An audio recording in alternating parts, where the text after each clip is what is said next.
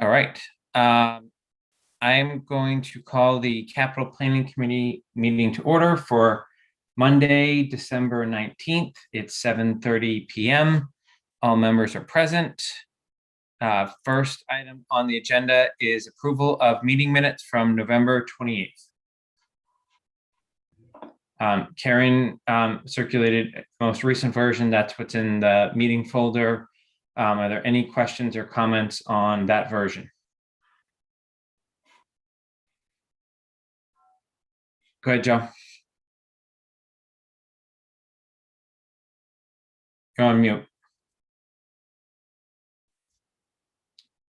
You're on mute, Joe. Sorry, just want to prove that I actually read it, not content-wise. Under number 5, I think you need a space between Mr. and Palmer. And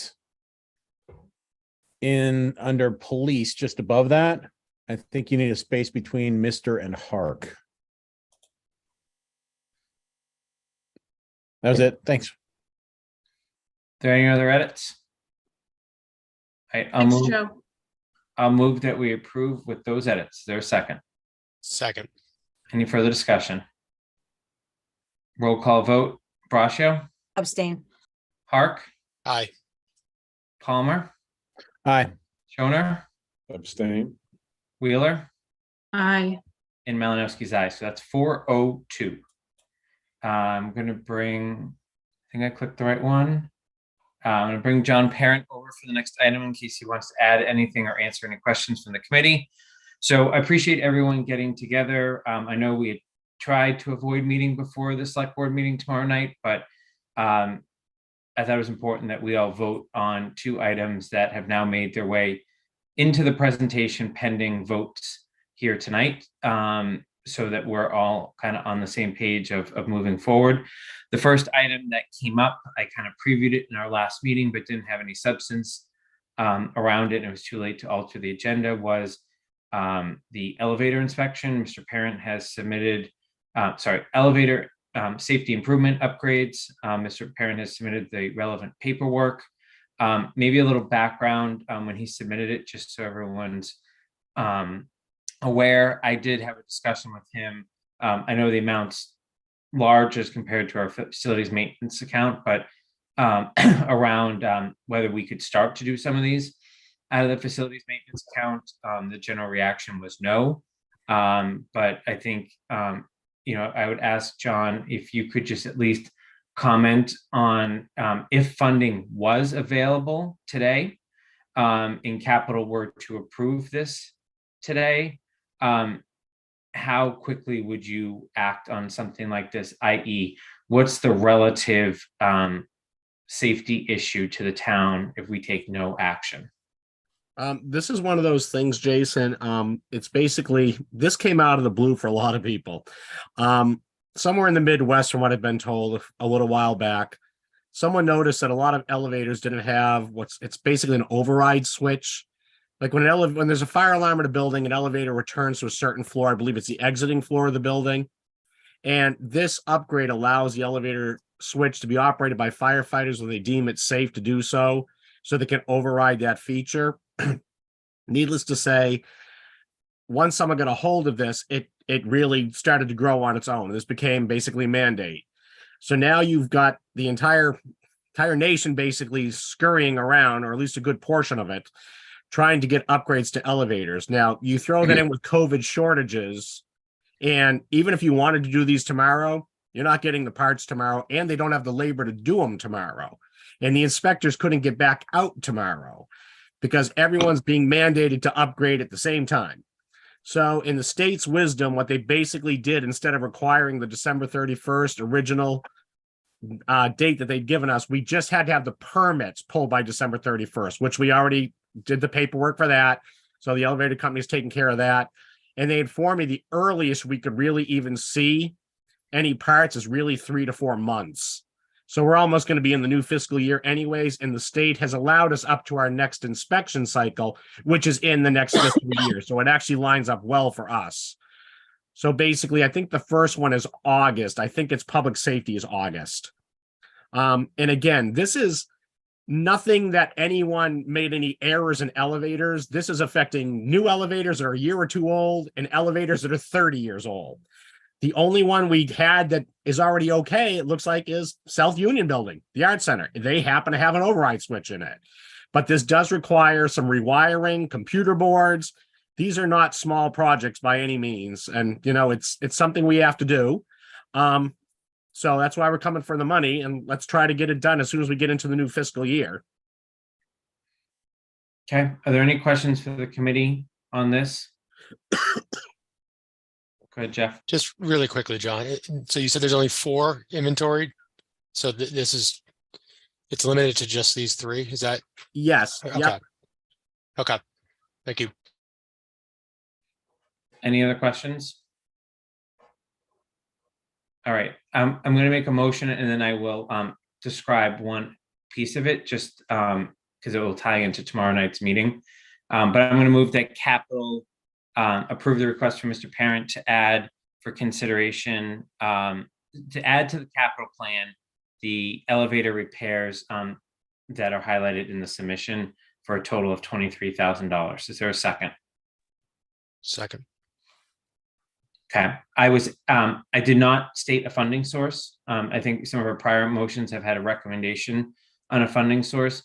One of the things that I'm going to ask the select board to at least discuss, it was in the presentation we discussed at the last meeting, is items that they've been talking a lot about tax relief as part of their ARPA funds, and they have tended to allocate some of those towards capital items, right, to get them moving. So obviously if we approve this motion, it'll be on the capital plan. It would go to the warrant unless they decide to just take action on it sooner with other funding sources they have available to them. So that was kind of the intent with the way I framed that. Any questions on that? All right, this requires a roll call vote. So Braccio? Aye. Hark? Aye. Palmer? Aye. Joner? Aye. Wheeler? Aye. And Malinowski is aye. John, thank you for your submission, and I guess maybe we'll see you tomorrow night. Thank you, everyone. Have a great night. You too. Thank you. Night, John. All right. I'm going to move the chief over. He's probably getting sick of capital meetings at this point. Good evening, Chief. Hey, everybody. How you doing? Good. How are you? Good, thanks. The second submission for tonight's consideration is the rifle submission that the chief submitted that was in the packet. One thing I just wanted to, again, this was flagged during his first discussion with us. I believe it was in November, as something that was on the capital plan from Chief Paulus to be much further out, but based on discussions with the officers in charge of this particular maintenance, they were going to be recommending to bring it forward. He's now had the time to get the full submissions and quotes pursuant to procurement laws, and has brought forward the proposal we see in front of us. The one thing I just wanted to clarify that has happened since the packet came to you is one of the quotes had sales tax in it. So by removing that, the request is actually going to come down from 36 down to 32,000. So the request that will be the subject of discussion here tonight will be to add the rifles for 32,000, not 36,000 to the capital plan. So with that, I'll open it up if anyone has any questions on the chief's submission. Go ahead, Lisa. Thank you. Good evening, Chief. Thank you for coming. At least. Just a quick question for you.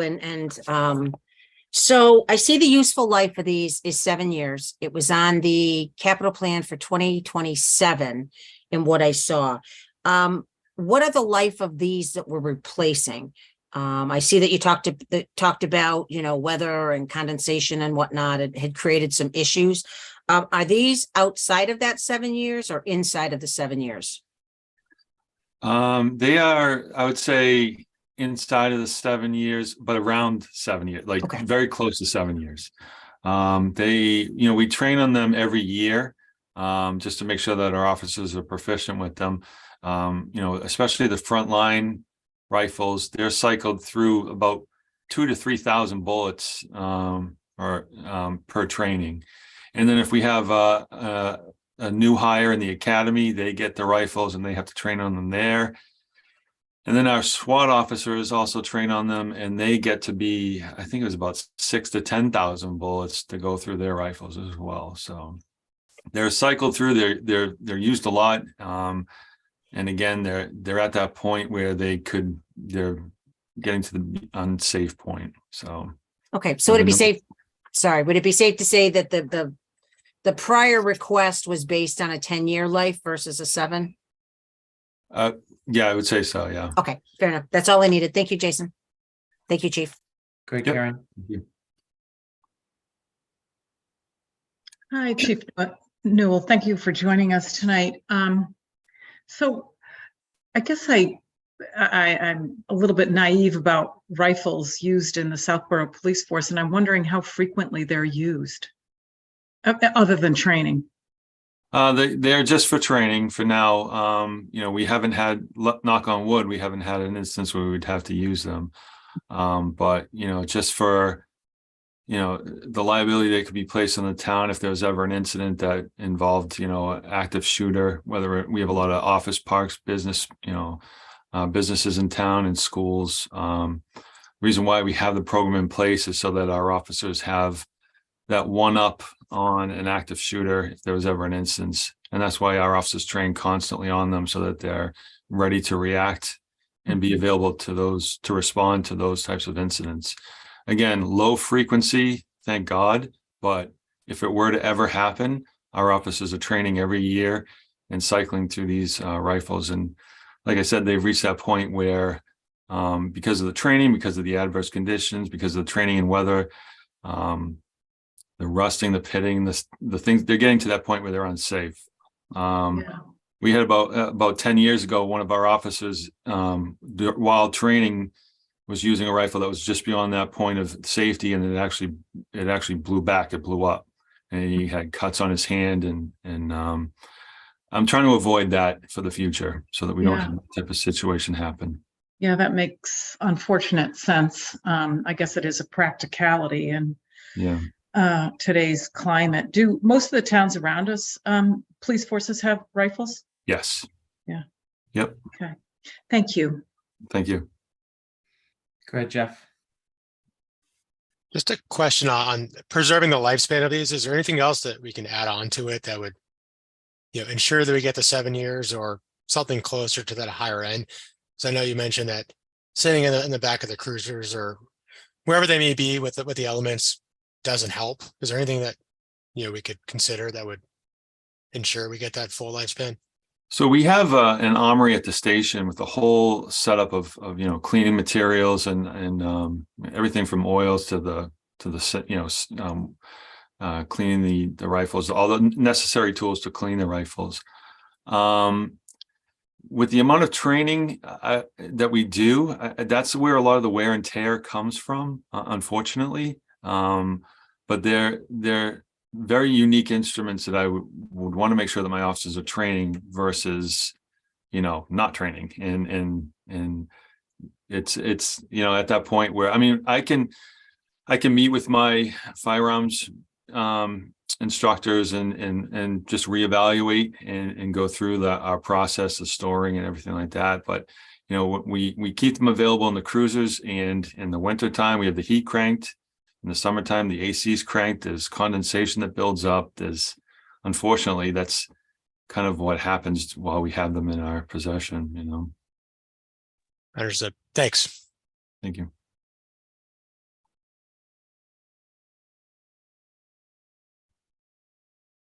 Joe, go ahead. Chief, is there any other equipment that should be listed in here, like the magazines or other paraphernalia that you're going to be using actively? No, that's what we need is in the quote. So Okay, good. and if we, Is this a replacement of an exact? We're using the Daniel Defense rifles beforehand. We're using, I'm sorry, what was that? Well, these are the Daniel Defense M4. Is that Yeah. the same rifle that we were using before? Yeah, Okay, so and you're gonna plan is to reuse the magazines or that we already have, or are we gonna replace those as well? But those are in. we're gonna keep what we have so that we can cycle through parts if we need to. Okay. And just so that we can, rather than order all new things, if we have certain parts that are still in great condition, we can cycle them out of when we need to out of the existing rifles that we have. Okay, if you're confident, I'm confident. Okay.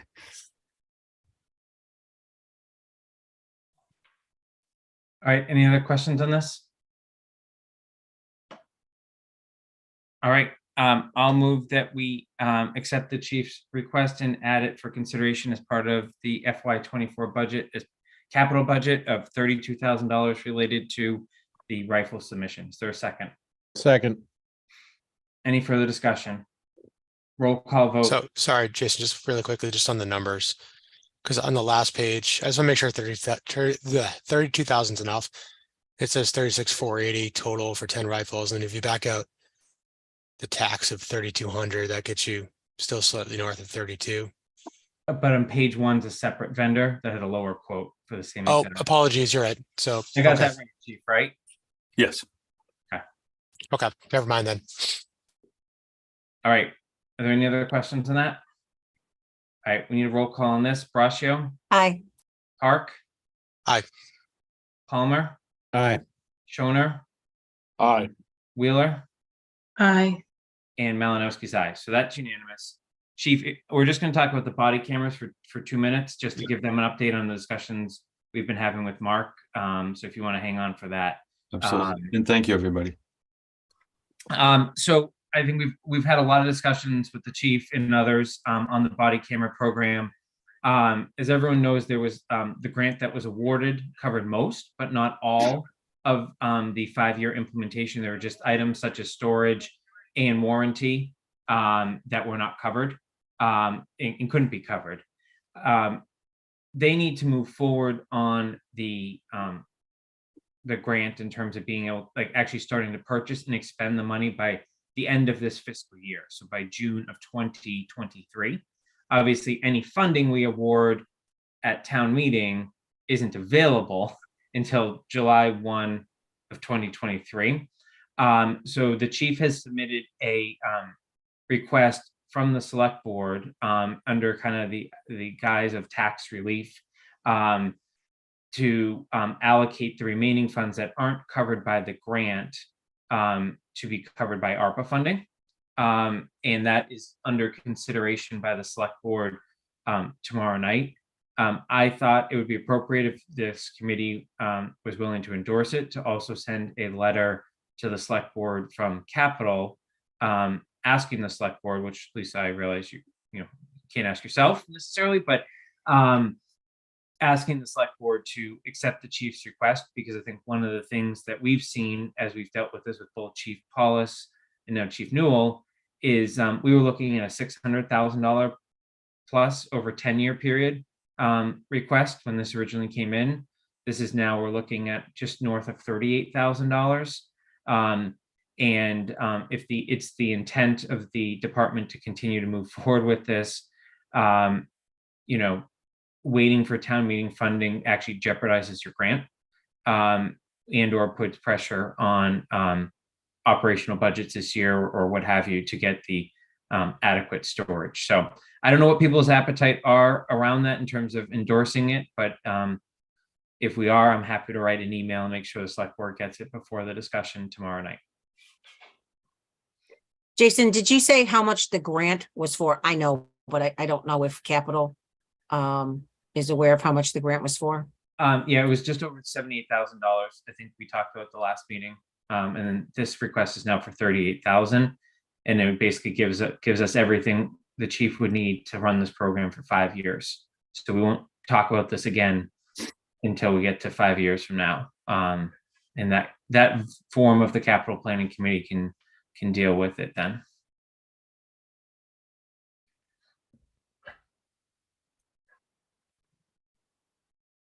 Is there anyone that is not in favor of doing that? Okay, Then I'll move that the capital planning committee ask the chair to write a letter to the select board outlining the support for using ARPA funding to cover the remaining portion of the 5-year body camera program, and to denote such as well in the presentation tomorrow night. Is there a second? Second. Second. Is there any further discussion? All right, let's do a roll call vote. Braccio? I'm going to abstain so I can vote on this tomorrow night, but I am supportive. Okay. Hark? Aye. Palmer? Aye. Shoner? Aye. Wheeler? Aye. And Malinowski's aye. So that's 501. Thank you, Chief. Thank you all very much. Have a good night. Have a good night. We have no public comment because there's no public here. And just on the logistics for tomorrow night, I know, Karen, you're unable to attend. The meeting is at no earlier than 7 p.m. There are a few items that slid in somehow ahead of us. So at 7 o'clock, the superintendent will go with his group on the athletic complex. Our committee, as well as select board and advisory, will be able to ask their questions then on that. Then they will turn it over to me to do the capital presentation. At some point there, and Mark can keep us honest, they're going to shift into budgets. I think unless anyone really has a long desire to stay through the operating budget, I will try to adjourn our meeting so that those that don't want to listen to that piece can move along. You can join live or you can join via Zoom. I just would prefer to know where everyone's going to be. I think I know where Lisa's going to be. You don't have to tell me here. You can just email or just let me know tomorrow, just so I know to have Vanessa or Katie or whoever's running the meeting pull you in when we actually come to order. Go ahead, Mark. So I'll just tell you, I think 7 o'clock is a little ambitious. I've talked to the superintendent and told him that I think 7:30 is more realistic. I'd like to think 7 because I think that there's a lot to do with the joint meeting with capital and advisory, but I think there's a couple of things that are that may get in the way of that, which may push that discussion and Greg's presentation starting closer to 7:30. So just a heads up. So should we just plan on 7:30 based on what you have in front of us? Yeah, I think that's a good idea. Okay, there you have it. I'm not amending my agenda. We just won't call ourselves to order until 7:30. Any questions on logistics? Sorry about that. It's obviously beyond our control. All right, then I'll make a motion to adjourn. Is there a second? Second. Roll call vote. Braccio, Aye. Hark. Aye. Palmer, Aye. Shoner, Aye. Wheeler, Aye. and Malinowski's aye. Thanks everyone for joining.